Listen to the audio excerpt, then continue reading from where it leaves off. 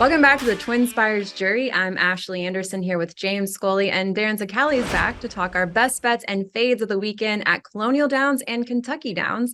And Darin, since you're back, can you let us know about any promos that we should check out at TwinSpires this weekend? Yeah, we the Saratoga meet is behind us, so we kind of shift our gears coming up throughout the month of September. We're going to have a leaderboard contest set to go at Kentucky Downs this weekend for their big day of racing on the 9th. We have leaderboard contest Thursday at Colonial as well. We have the Hit It and Split It for the late pick five on Friday at Colonial. We have a $10,000 early and late pick five, Hit It and Split It, $5,000 a piece on their big day of racing on Saturday for Virginia Derby. For the harness fans out there, we've got a $5,000 late pick for Hit It and Split It at Scioto Downs as well. So we got a lot of great stuff coming up. A little bit interesting. We're moving some stuff around with some different tracks with some new meets starting in September. We're looking to get the fall kicked off on a strong note. We got a lot of great promos for everybody. All right, and James, we'll let you start things off today. What is your best bet, and where are you playing that this weekend? All right. Well, my best bet will come at Kentucky Downs. The feature, they got six stakes races, all worth at least $1 million. The Kentucky Turf Cup, grade 2 race at a 1.5 mile distance. And I've landed on number 11 Therapist. And the Therapist is an 8-year-old gelding. As a 2-year-old, he ran 3 times, won all 3 starts. He's been racing for 7 seasons.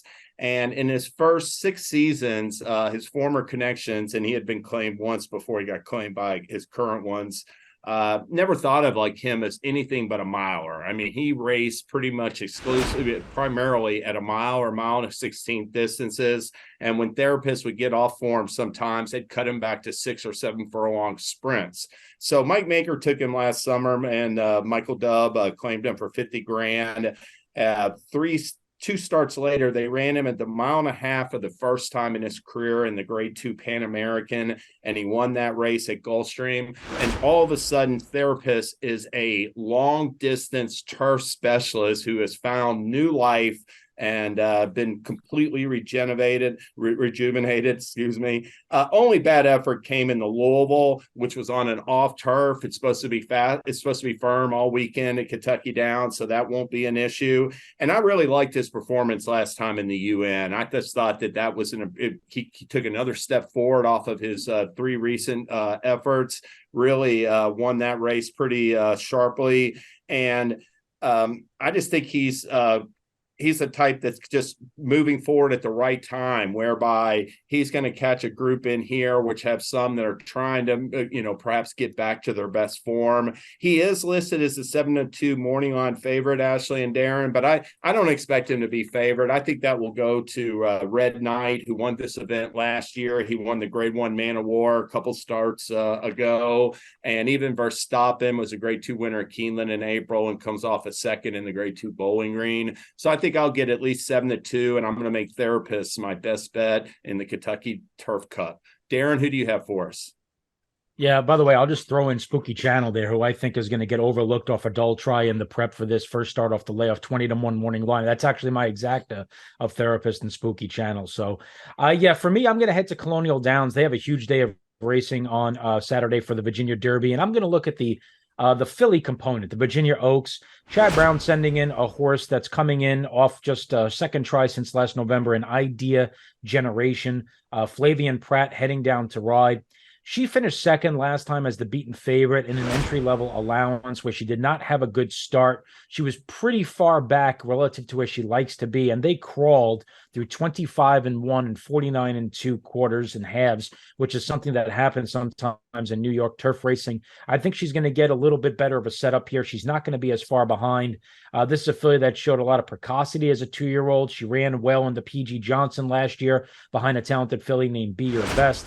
And I think that last race is really not indicative of her ability. I don't think this field is overwhelming by any stretch of the imagination. She certainly has to beat Mission of Joy for Grand Motion, who's dropping out of the grade 1 Belmont Oaks, the beaten favorite that day. But Idea Generation is a affiliate I don't think we've seen the best of. And I'm going to try to strike before everybody else jumps on the bandwagon here in the Virginia Oaks. I like it. New player to 3-year-old turf division, 3-year-old filly turf division. Well, I'm going to take it back to Kentucky Downs for the turf sprint, and I'm going to play number 10, Dream Shake at 8-1. This is a twirling candy gelding. Since transferring to the barn of Michael Stidham, he's 2 for 3, finished far back on dirt in his first start with Stidham, and then won on all weather in a race taken off the turf at Woodbine. Last out, he won the Grade 2 Connaught Cup at 7 furlongs. Tyler Gaffalione is actually hopping off the mount of Anaconda to race with Dream Shake.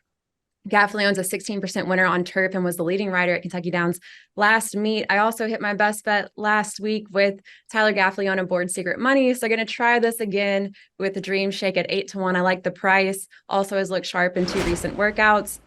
I almost went with number 1 one-timer here at 9-2.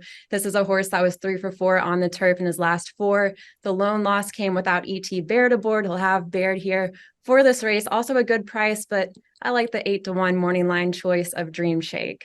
So that's my best bet this week. What do y'all think? Yeah, there's a horse that 6-year-old gelding, they just found out he's good on grass. They tried him 2 years ago, didn't work out there, so they ran him last time. It's only a second turf start, and really ran a big race. It's a brave selection because those turf sprints are very difficult to begin with, let alone at Kentucky Downs. But no, I like the horse quite a bit. I think Bad Beat Brian has a shot to hit the board at a price for Brittany Vandenberg, whose second race back off the layoff. And this is a horse that likes Kentucky Downs, has won there in the past, and I think she'll get a good, honest setup. But yeah, for me, that race was real tough. So I am impressed that you are taking a bold stand in a very difficult race. We'll see what happens. Well, let's talk about the horses we're not going to play this weekend. So which horse are you fading at a short price? We'll go with Darin. Yeah, I'm going to fade Baystorm in the race after the one that you just discussed, and that's the ladies' turf sprint. Yeah, look, I have a lot of respect for her. I've been a fan of her for quite some time. I just think she's going to be overbet in this spot off the last race where she had a dream setup, a perfect inside-out trip, and she was all out in that spot to hold off a horse that she's facing again here in Quarria Comet, who got within a neck of her. I don't necessarily think this field is that strong, but I think Quarria Comet has a shot to catch her here, stretching out to the 6.5 furlongs. I think Wakanaka had a really good prep for this up at Saratoga, probably going shorter than she wanted to go, went 5.5 and is now stretching out to 6.5. She's a filly that I think has always been talented in trying to find the right spot. And I think the 6.5 of Kentucky might hit her between the eyes. So Baystorm at an overbet short price here. I'm not saying that she can't win the race. I just don't think the value is going to be reflected in her odds. And I think Wakanaka has a really big shot in this spot. So I'm going to fade Baystorm at a very short price. Yeah, I'm going to also go to Kentucky Downs for my best fade. It's going to come in race number 7. Race 7 is a maiden special weight for fillies and mares at a mile on turf. It got an overflow field, going to have 12 go to the post. The morning line favorite in there is King's Secret, 3-1 for Brendan Walsh and Tyler Gaffalione. She'll make her first start since opening day, race 3 at Saratoga. The winner of that race was 23-1. The third place finisher was 45-1. King's Secret was 9-1, and it was basically a 3-horse photo finish, real tight. All the rest behind them were pretty tight as well. That race is completely proven to be a negative key race. The horses coming out of that race are 0 for 8. And if you look at that record, the 6th place finisher came back in a maiden special weight, went off the favorite, ran off the board. Last Sunday at Kentucky Downs, best performer who ran 4th in the same race as King's Secret went off the 2-1 favorite in a maiden special weight at Kentucky Downs with Tyler Gaffalione off the board, ran 4th. So that race has really come back poorly. And not only is King's Secret exiting that race and it's a 3-1 morning line favorite, but Hula Gata, who was in the same race and ran 7th and then came back and went off almost 6-1 in an 8-horse field at Monmouth Park for Chad Brown. So you tell me the last time you've seen that.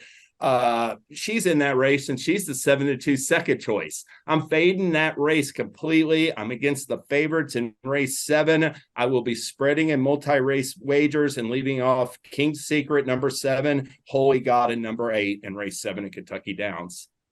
Ashley. Got to pick a winner. I'm curious who you like. I was intrigued by Heartstruck, and I guess it's Labo. I think that's how you say it. Definitely Heartstruck looks like a filly that first race will really serve her well. Had a little bit of a I thought a good educational experience in that debut. It's, I'm not going to go on the record because I'm going to take a little bit more of a spread approach and try to hit some pick threes and pick fours and such around that race. But I think there's several that are in with a mix, but none of the favorites. Be sure to include the Roan Runner on your ticket. She went to the turf last time, first time out, finished a good second behind the next out winner, and has been working like a machine since then. I think the light switch has gone on for Joe Sharp with her, and you're going to probably get a decent price too. Yeah, I'm gonna keep it at Kentucky Downs as well. And the horse I'm fading, I might be being a little bold here again, but I'm going with number 3, White Frost at 9-5 on the morning line in the ladies' turf. She's failed to win her last 5 starts. She's picking up a new rider in Joel Rosario, who's just a 7% winner in his last 14 races, paired with trainer Bill Mott. White Frost is 2 for 5 from today's distance of a mile and finished second 3 times in her other starts at a mile. So certainly a horse to play in your exotics, but I'm going to try to beat her. I like New Year's Eve at 5-2, not much of a better price, but won the ladies turf mile at Kentucky Downs, or on Kentucky Downs preview day. 2 for 4 at the distance, picking up Tyler Gaffalione. I guess I'm all about Tyler Gaffalione this week. And he's 2 for 3 paired with Brendan Walsh over the last 14 days. Brendan Walsh is also 3 for 9 to start the meet. So I'm going to try to beat White Frost. Don't like the price and think the filly. It's just 7 horses, but I do think I can beat the horse here. I don't blame you. I mean, I'm against her too. I think she needs like some time off potentially. You get those not that kind of losing. You get that camera shy ways that she's in, where included in those seconds and thirds are a couple odds on efforts where she got beat. And to me, it's like she's signaling that she might need a little bit of a vacation. Yeah. All right. Well, what else are you going to be looking for this weekend? We'll go with you, James.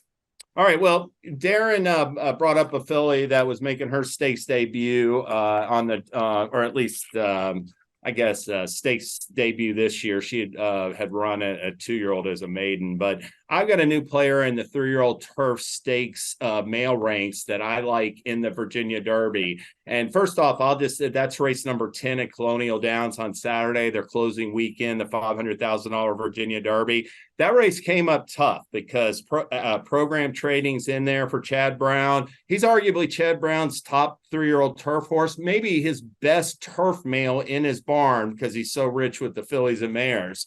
And he's 3 for 3, but I like Salute the Stars. This is a colt that he broke his maiden. He had a trouble trip in his debut, ran second last summer, broke his maiden by 3 lengths going a route at Ellis Park. Came back this spring. Brad Cox tried to enter him on grass. The race came off. He won that allowance at Churchill. I really liked this Pegasus win because he was so immature and green and such in that. I thought he was going to improve upon it in the Haskell. Instead, he ran right back to the same tendencies that he had shown. And I think the reason for that is because he's much better on turf. So I'm going to take a real positive view of Salute the Stars in the Virginia Derby. Look for him to run a big race for Brad Cox and, have a chance to upset the heavy favorite in there. Darin, what do you have? I have a big weekend on tap. I am a proud co-owner with Thorough Crowd, and we actually have a horse racing in a $500,000 race for the 2-year-old fillies on Sunday in the Kentucky Downs Juvenile Fillies race number 10 by the name of Kamikaze Umagi. Now, she's a big price on the morning line, and, we're little connections. We have Ethan West as our trainer going up against, Mike Maker and Bill Morey and Chad Brown, so I don't expect to exactly get bet. But, she ran extremely well in her debut. She split horses twice, once at the top of the stretch to hit a hole, and then split horses again decisively outside the 16th pole, and kind of won a little bit wrapped up with a lot left, it seemed. She's been working extremely well since then. We've been trying to get her a start. One of the downfalls of winning a race long on grass early on in the season as a 2-year-old is there's not a lot of options over the course of the summer, and allowance races at Colonial for the 2-year-olds didn't fill. So we kind of had this race circled. She's been trained very well since then, working in company, doing nothing wrong whatsoever.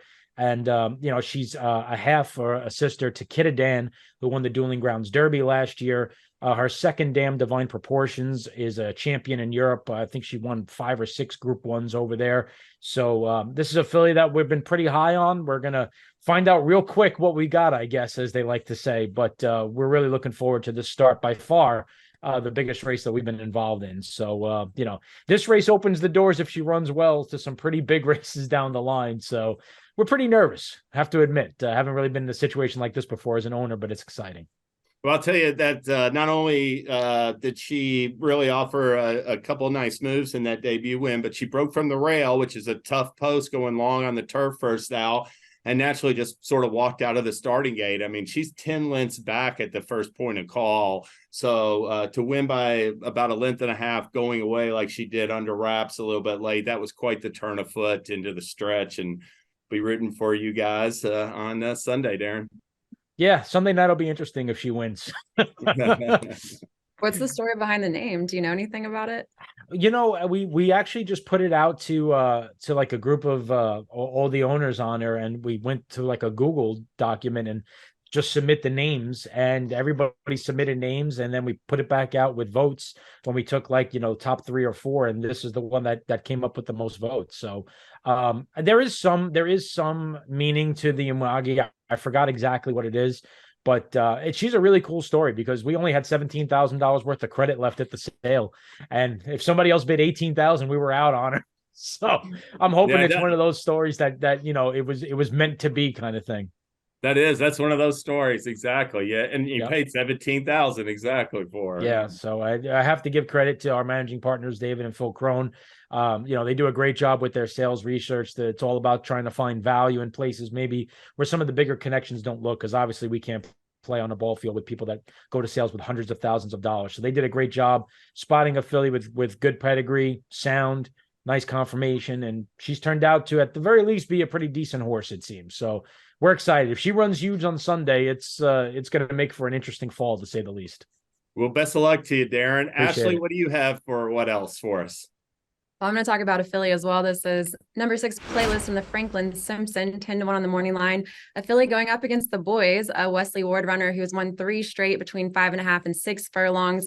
Wesley Ward was the second leading trainer at Kentucky Downs last meet, and he's a 24% winner with horses that won their last race.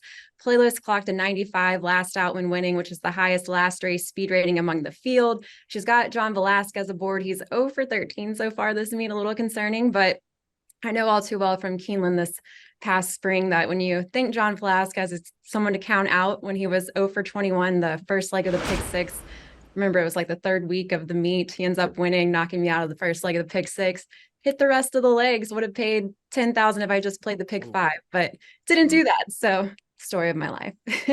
So I'm going to play John Velasquez here. Hope he gets that win, pull off an upset. And it's a cool story with the filly facing the boys. Not too often you see a Wesley Ward horse get off at 19-1 and break their maiden like she did it as well. So definitely progressing right now for sure. He's certainly never been shy about entering fillies against the boys either in certain spots. So I wouldn't worry about that either. Yeah. All right. Well, that's all the time we have today at the jury. And of course, check out those promos that Darin mentioned at TwinSpires.com or the TwinSpires app. We'll be back on Tuesday with the Racing Roundtable to recap a bunch of these stakes races. And we'll be back on Thursday with more best bets and fades of the weekend as well. See you then.